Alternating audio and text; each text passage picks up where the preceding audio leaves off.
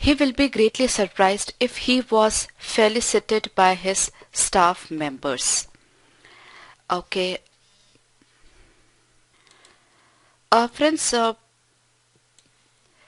when the sentence has a main clause and an adverb clause of condition, that is an if clause, and the main clause is in simple future tense, and if clause must be in the simple present tense, right? So this is a rule for conditional sentences. I just give you a table over there for a quick reference.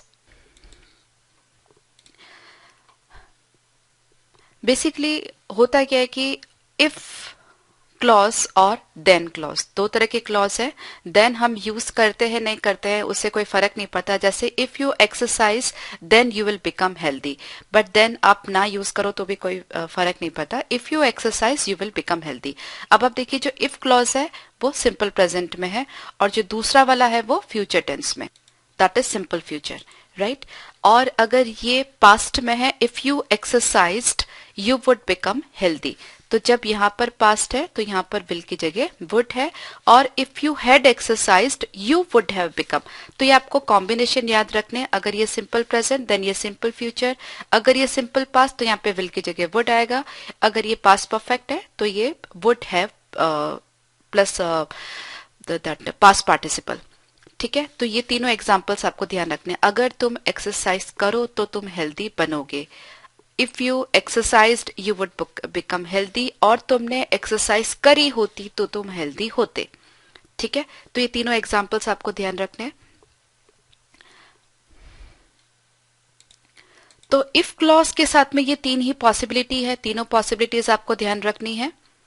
ठीक है, और जब भी error correction के questions होंगे या sentence improvement के questions होंगे और इफ क्लॉज देन क्लॉज वाले क्वेश्चंस होंगे तो इन्हीं में से कोई एरर होती है. 99% केसेस में इन्हीं में से कोई एरर होती है, तो वो आप ध्यान में रखिए, राइट. कभी कभी ऐसा होता है कि if you will exercise you will become healthy.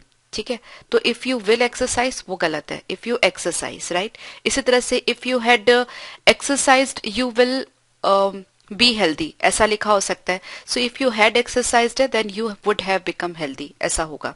ठीक है, तो इस पर्टिकुलर क्वेश्चन में he will be greatly surprised if he was felicitated by his staff members. अब जो इफ क्लॉज है वो सिंपल प्रेजेंट में होना चाहिए, जैसा कि मैंने आपको बताया. तो if clause simple present, if he will B ये गलत हो गया, अनलेस पास्ट ये गलती है, वुड नहीं आएगा. If he is felicitated by his staff members. ठीक है, तो बहुत सिंपल है, तीनों रूल्स आप ध्यान में रखिए. I just take 2 more examples. If Sunil is ready to take us we will accompany him to the party, right. जो इफ क्लॉज है वो सिंपल प्रेजेंट में है और दूसरा वाला जो मेन क्लॉज है वो विल आ रहा है. यहाँ पर विल आ सकता है, वुड आ सकता है. We will have to answer a test if the teacher arrives on time. If clause simple present. ठीक है, तो ये टेबल जो है या जो तीनों एग्जाम्पल्स है आप नोट कर लीजिए, बहुत इंपॉर्टेंट है.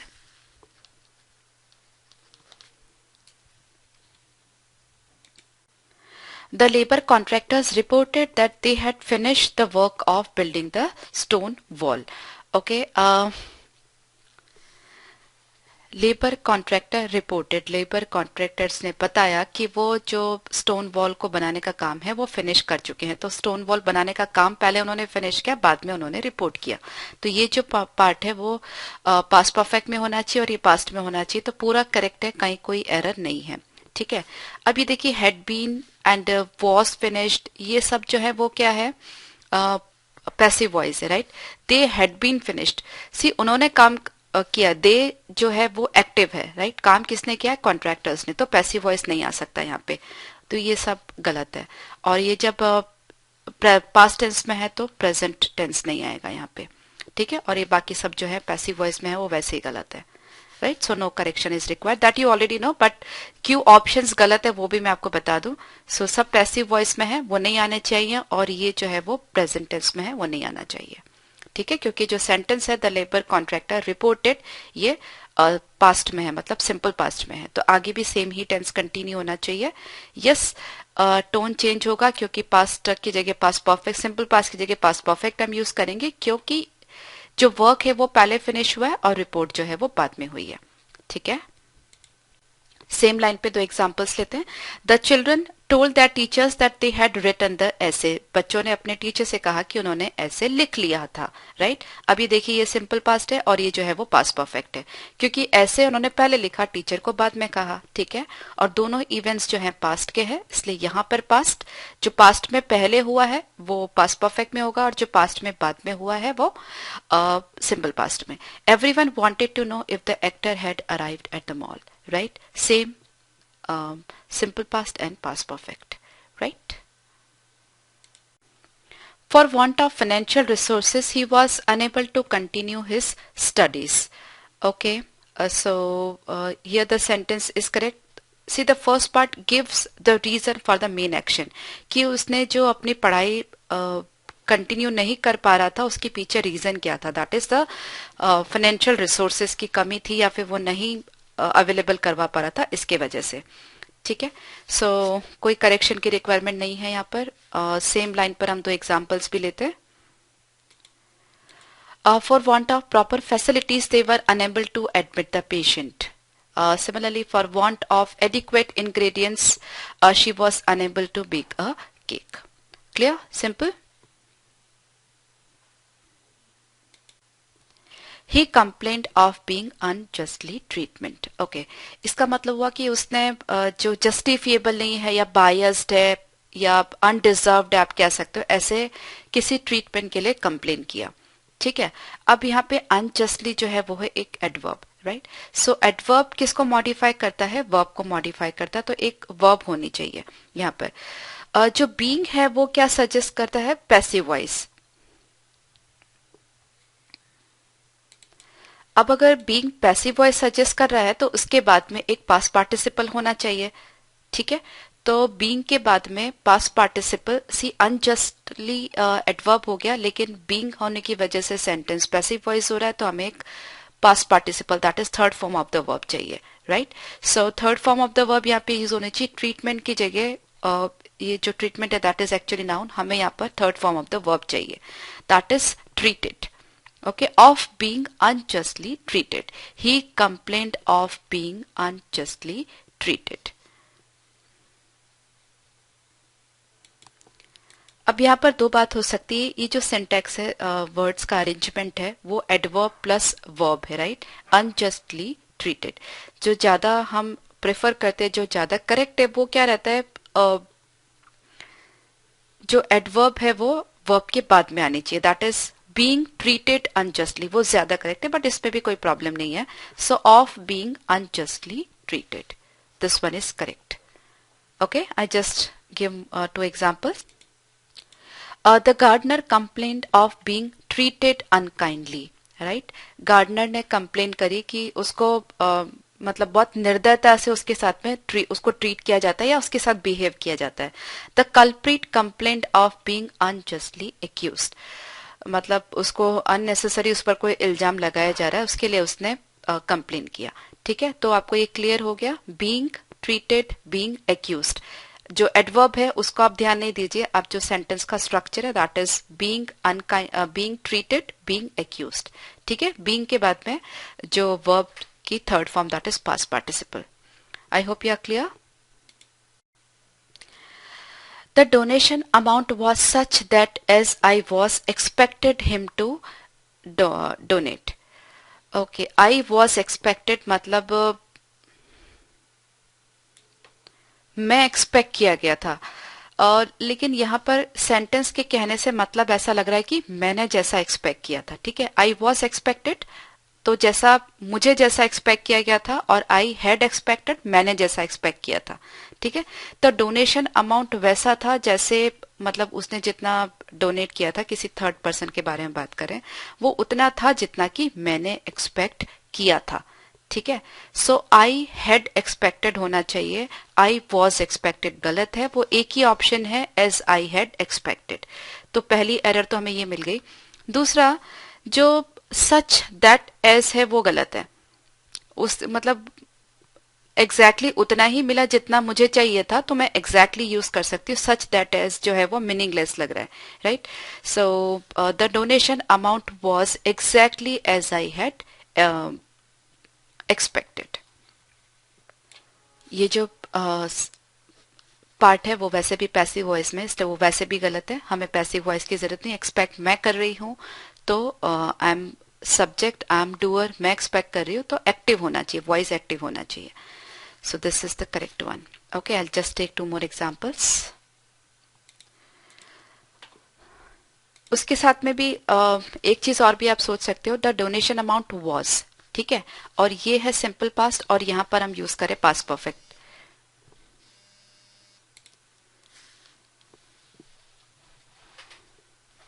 अब मैंने एक्सपेक्ट पहले किया था और डोनेशन अमाउंट बाद में रिसीव हुआ, तो जो पहले वाली इवेंट है, जो घटना है, वो पास्ट परफेक्ट में होनी चाहिए, ठीक है, तो वो वैसे भी सही है। दो एग्जांपल्स और लेते हैं। The salary was exactly as Sunita has had expected it to be. Salary उतनी ही थी जितनी सुनीता ने एक्सपेक्ट की थी, सुनीता ने जितना सोचा था। The train was exactly as late as it was expected to be. Train उतनी ही लेट थी जितना की सोचा गया था कि भाई ये उतनी लेट होगी। अब यहाँ पे देखिए इट वॉज एक्सपेक्टेड, ठीक है, ये पैसिव वॉइस है। एक्सपेक्ट किसने किया था? हमने किया था कि भाई ट्रेन जो है लेट होगी, ठीक है, तो यहां पर पैसिव वॉइस है। I hope you are clear with this. It is pity that no one in the family disapproves by his getting up late. See here, the preposition used after the verb disapprove is always of, right? The words to disapprove of is known as a phrasal verb. So here the option B is correct, of his getting up late, right? So it's a pity that no one in the family disapproves of his getting up late. ठीक है, to disapprove of ये एक phrasal verb है, ठीक है, तो disapprove के बाद में यहाँ पर ऑफ आएगा। डिसअप्रूव्स ऑफ, डिसअप्रूव्स है तो डिसअप्रूव्स के बाद में यहाँ पर ऑफ आएगा। तो ऑप्शन बी एक ही ऑप्शन है जिसमें इसके बाद में ऑफ लिखा हुआ है, तो वो करेक्ट है। हम दो एग्जाम्पल और लेते हैं। Everyone disapproves of a latecomer. Sunil's parents disapprove of his habit of eating out once a week. Okay, Sunil's parents है इसलिए यहाँ पे डिसअप्रूव हो गया। यहाँ पर एवरीवन है, सिंगुलर है इसलिए डिसअप्रूव था, singular noun, sorry singular subject singular verb, और यहाँ पे सुनील्स पेरेंट्स है तो सुनील्स पेरेंट्स प्लूरल नाउन है तो plural verb, right. So everyone disapproves of a late comer and Sunil's parents disapprove of his habit of eating out once a week. So disapprove of, ये आप note down करके रख लीजिए। He is less likely to win unless he practices rigorously and regularly.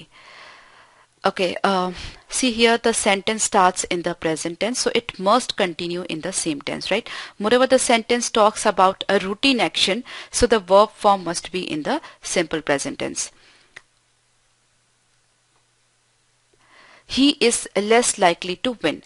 वो नहीं जीत सकता है अगर वो रेगुलर खूब प्रैक्टिस ना करे तो, राइट। तो जैसा कि मैंने आपको बताया कि ये जो पार्ट है वो सिंपल प्रेजेंट में है, मतलब सेंटेंस जो है सिंपल प्रेजेंट से शुरू हो रहा है तो आगे ही सेम ही टेंस में कंटिन्यू होना चाहिए।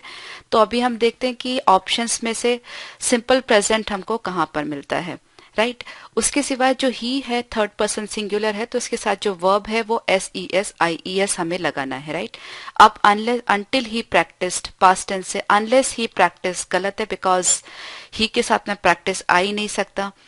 अनलेस और डजंट, अनलेस खुद नेगेटिव है, डजंट और भी कर दिया तो नेगेटिव नेगेटिव वैसे ही गलत हो गया। अनलेस ही प्रैक्टिस करेक्ट है, ठीक है, जब तक कि वो प्रैक्टिस नहीं करता, ठीक है। तो अनलेस का मतलब ही नेगेटिव है तो अनलेस के साथ में डज नॉट की जरूरत नहीं है। I hope you are clear. I take two more examples. Okay, Sunil is less likely to know the truth unless he investigates matters for himself. He is less likely to be promoted unless he scores well in the retest. ठीक है, बहुत simple examples है, same ही line पर है। सुनील को पता नहीं चलेगा ट्रूथ, सच जब तक पता नहीं चलेगा जब तक कि वो मैटर को खुद इन्वेस्टिगेट ना करे, ठीक है। और वो ये जहाँ पे जिसकी बात करें वो आगे प्रमोट नहीं होगा जब तक कि वो रीटेस्ट में अच्छे से स्कोर ना करे। लेस लाइकली मतलब चांसेस कम है, ठीक है। Because it was a stormy night, he dared not to go out in the dark. Now, in this given sentence, the modal auxiliary is dare, which usually takes a bare infinitive after it, right? So, मतलब कि उसके बाद में to नहीं लगता,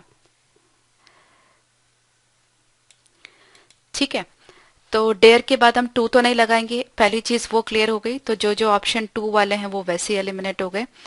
okay, उसके बाद में because it was a stormy night, right, बहुत तूफानों भरी रात थी। अब ये वॉज है मतलब पास्ट टेंस में है, तो आगे भी पास्ट टेंस ही कंटिन्यू होना चाहिए। तो डेयर का जो पास्ट टेंस है दैट विल बी डेयर्ड, ठीक है। तो एक ही ऑप्शन है हमारे पास जहां पर डेयर्ड यूज हो रहा है और टू भी नहीं है, मतलब बेयर इन्फिनेटिव है। तो दोनों चीज हमें यहाँ पर मिल रही, तो this one is correct option. Okay, because it was a stormy night, he dared not go out in the dark. Okay, take two more examples. On seeing how angry his mother was, Sunil dared not argue with her. देखिए, आप to नहीं लग रहा है, और जब सुनील ने देखा कि उसकी मदर जो है बहुत गुस्सा थी, तो सुनील ने उनके साथ में आर्ग्यू करने की हिम्मत नहीं करी, ठीक है। So dared not. When we heard the price of the tickets we dared not buy them. जैसे ही हमें टिकट के प्राइस का पता चला, हमको जब पता चला, हमारी हिम्मत नहीं हुई उन्हें खरीदने की। तो आप देख रहे हैं टू कहीं पर भी यूज नहीं किया है, ठीक है। और जो वर्ब्स हैं आर्ग्यू, बाय, गो, ये सब एज इट इज यूज होंगी, right. See to go that's infinitive, अगर टू नहीं लगाते हो तो दैट इज पेयर इन्फिनेटिव, ठीक है। सो डेयर, इसके बाद में टू हमें नहीं लगाना है, तो clear. Okay, just when they reach the station the train had departed. Okay, train निकल चुकी थी, ये जो पार्ट है वो क्या बता रहा, ट्रेन निकल चुकी थी। हम बहुत बारी ऐसे सेंटेंस डिस्कस किए जहां पर ये होने से पहले ही ये हो चुका था, राइट। तो जब दो इवेंट पास्ट टेंस में है तो उसमें से जो एक फर्स्ट होता है एक सेकंड होता है। जो पहले हुआ होता है पास्ट के भी जो पास्ट होता है उसको हम पास्ट परफेक्ट में लिखते हैं, और ये वाला जो होता है उसको हम सिंपल पास्ट में लिखते हैं जो बाद में हुआ, और ये जो है वो पास्ट परफेक्ट में होता है, ठीक है। तो जो ट्रेन है वो पहले ही रवाना हो चुकी थी, मतलब ये वाला जो है वो पास्ट परफेक्ट में लिखा हुआ, ट्रेन हैड डिपार्टेड। तो ये वाला जो पोर्शन है वो सिंपल पास्ट में होना चाहिए, राइट। अब यहाँ पे when, just when they reach, ये तो रीच जो है वो तो एक्चुअली सिंपल प्रेजेंट है। तो अगर ये करेक्ट है तो यहाँ पर जो पोर्शन, ये जो पार्ट है वो सिंपल पास्ट में होना चाहिए, राइट। सो यहाँ पे सिंपल पास्ट में वी वांट रीच्ड, सो ये गलत, ये पास्ट परफेक्ट है, इसकी जरूरत नहीं है, ये भी गलत। This is the correct one, ठीक है। बहुत सिंपल है। और ये जो क्वेश्चन, ये जो कॉम्बिनेशन है पास्ट और पास्ट परफेक्ट वाला, सिंपल पास्ट और पास्ट परफेक्ट वाला, बहुत सारे क्वेश्चंस में आ चुका है। तो अभी आपको एकदम क्लियर होना चाहिए, देख करके आपको पता लग जाना चाहिए कि यहाँ पर ये एरर है, राइट। वंस अगेन दो एग्जाम्पल्स और लेती हूँ मैं। We had return home just before our guest arrived, ठीक है। हमारे गेस्ट बाद में है, पहले हम घर पे पहुंचे थे, तो गेस्ट के आने से पहले ही हम घर पर पहुंच चुके थे। The film had started much before Sunil enter the theatre. Sunil theatre में आया उसके पहले ही, बहुत पहले ही फिल्म शुरू हो चुकी थी, ठीक है। तो बहुत इजीली आप रिलेट कर सकते हो कि दो इवेंट हो रहे, एक पास्ट में है, एक पास्ट के भी पास्ट में है। पिक्चर पहले शुरू हुई, सुनील बाद में आया, लेकिन सुनील भी आया है वो पास्ट में है, लेकिन पिक्चर उसके भी पास्ट में शुरू हुई, मतलब प्री पास्ट, ठीक है। So film had started much before Sunil enter the theatre. ये वाला पोर्शन पास्ट परफेक्ट में, और ये जो पोर्शन है वो सिंपल पास्ट में, ठीक है।